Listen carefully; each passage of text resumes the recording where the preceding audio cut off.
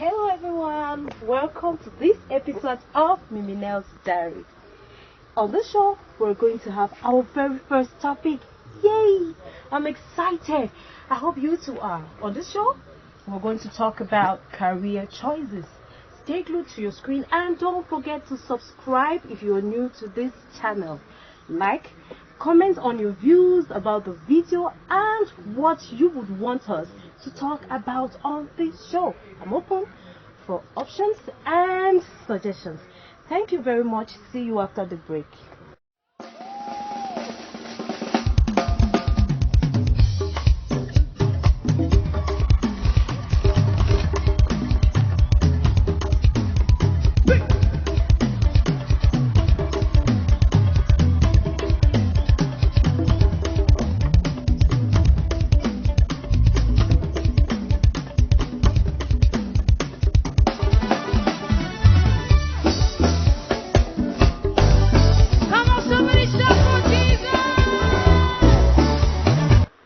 Welcome back to today's episode of MIMINEL'S Diary. The topic for discussion today is career options. Growing up as children, we had a wide range of career options we may have wanted to align ourselves with. Decisions made out of childhood fantasies, some out of passion, and others out of influence. On this show, we're going to discuss those factors that affect career choices, the perceptions and the reality of what is and the way forward. Very first factor to consider when looking at factors that influence career choices is interest. A child growing up may have a wide range of interests, ranging from music, sports, painting, politics, amongst many choices. It could be anything, just anything. Getting to puberty and adolescent stage, the child is able to make conscious decisions. He is able to decipher what interest he would like to place as a priority.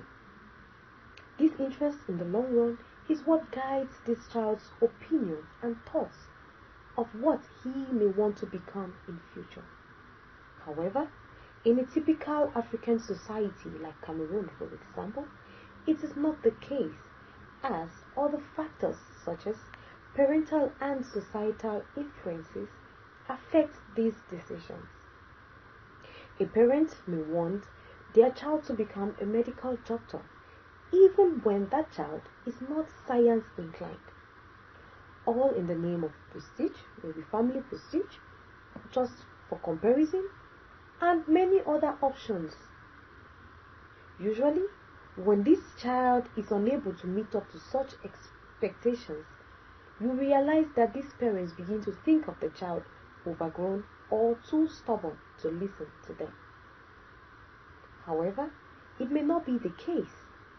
A child may have varied needs or wants or desires he may want to pursue for himself. And oftentimes, these children yield to the pressure from their parents because they want to please them. Another option could be the societal influence. Take, for example, a child going into the university.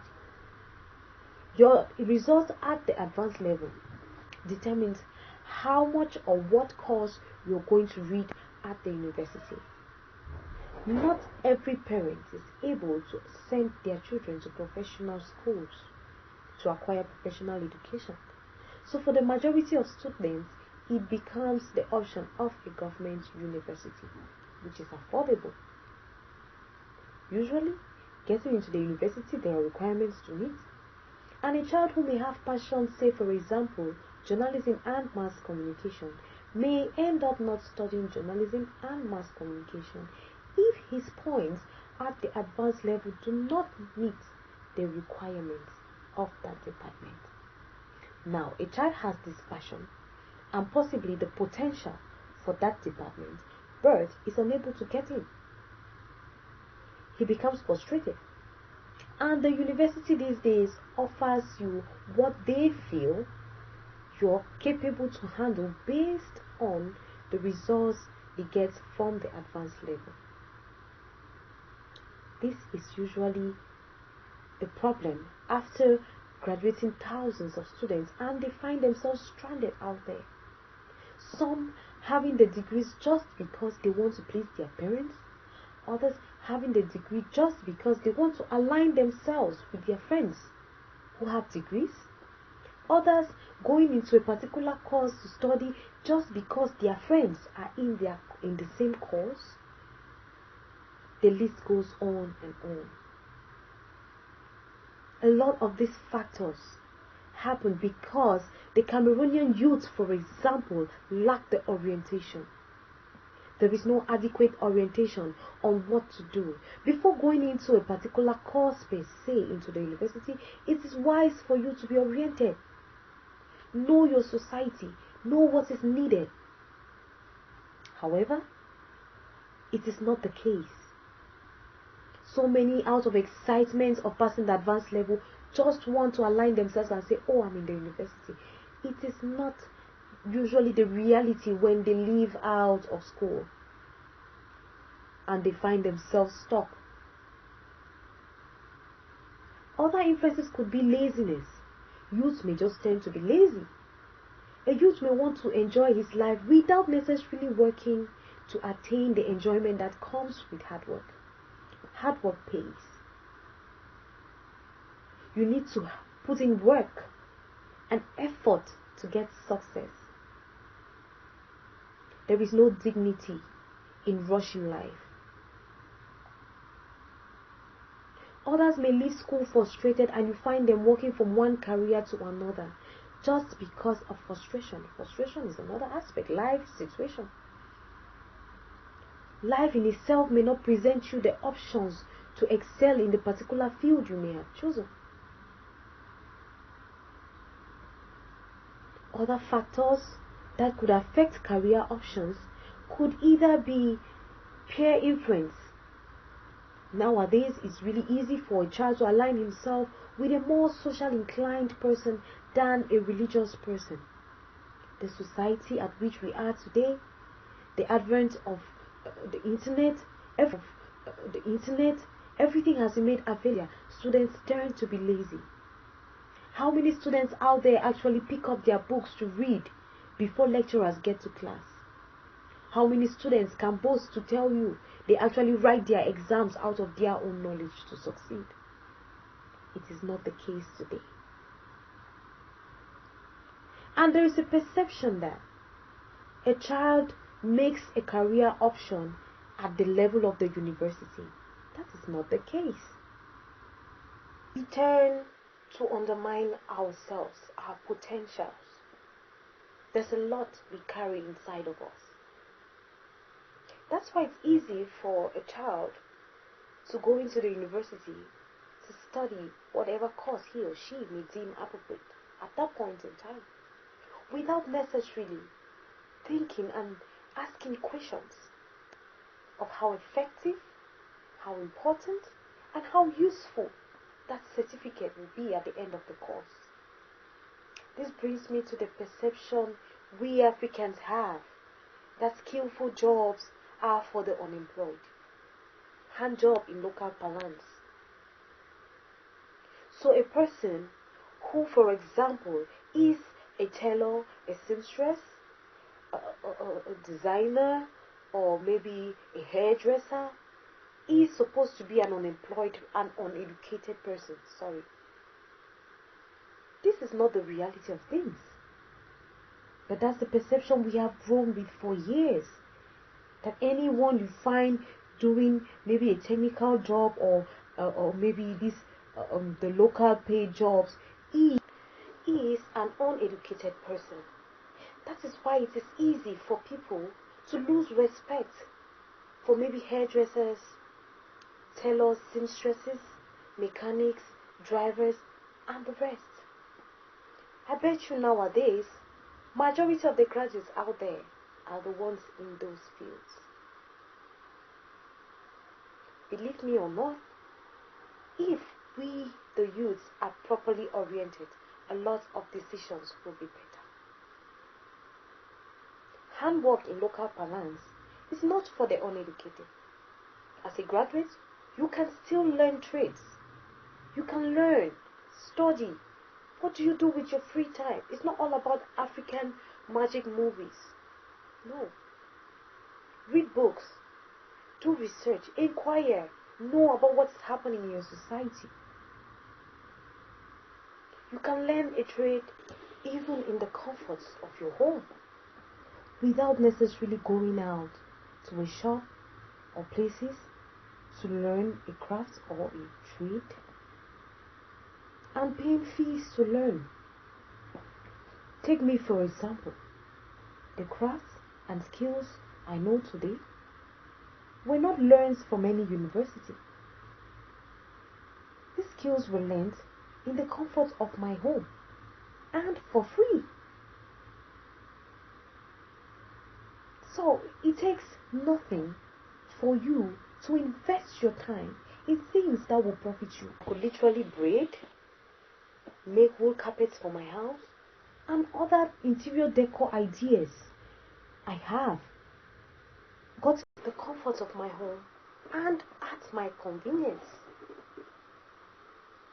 So dear youths, please, we have to change such perceptions. If we need to move forward, we need to change certain mindsets we have. Our mindsets limit us a lot.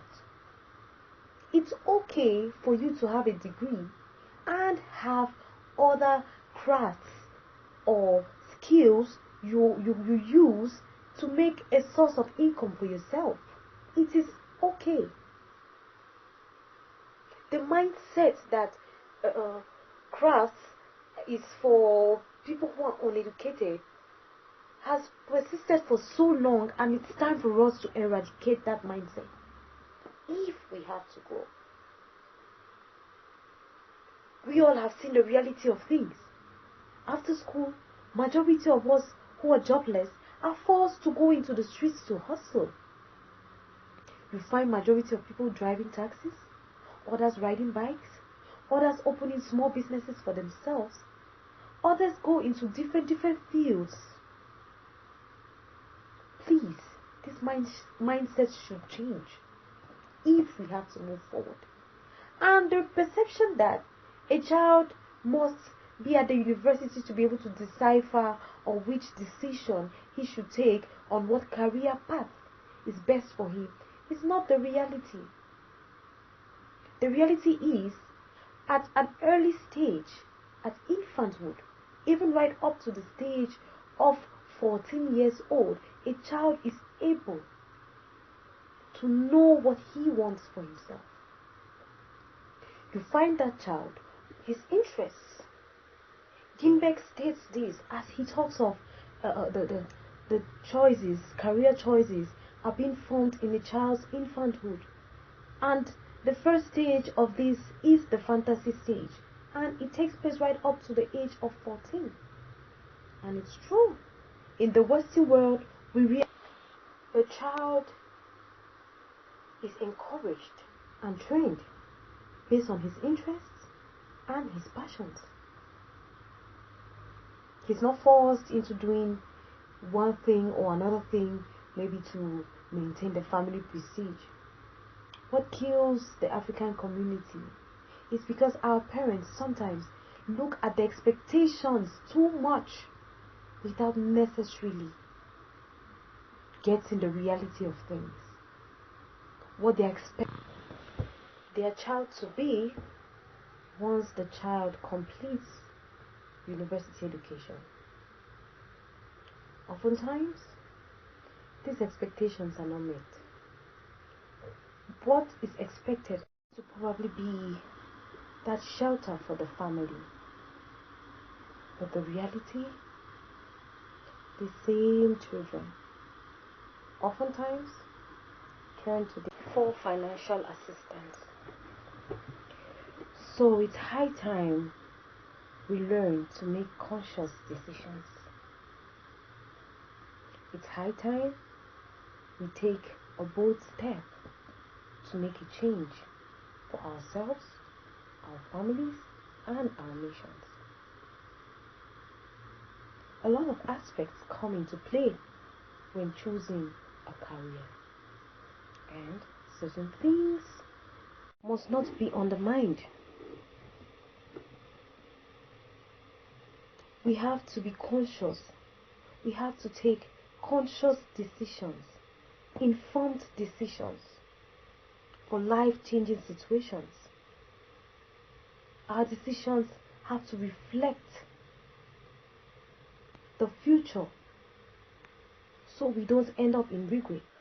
My advice for the way forward will always be research, make findings about your surroundings, about decisions, about realities before you indulge in whatever you do.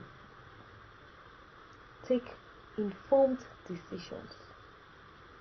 Secondly, align yourself with people who are in your field of interest.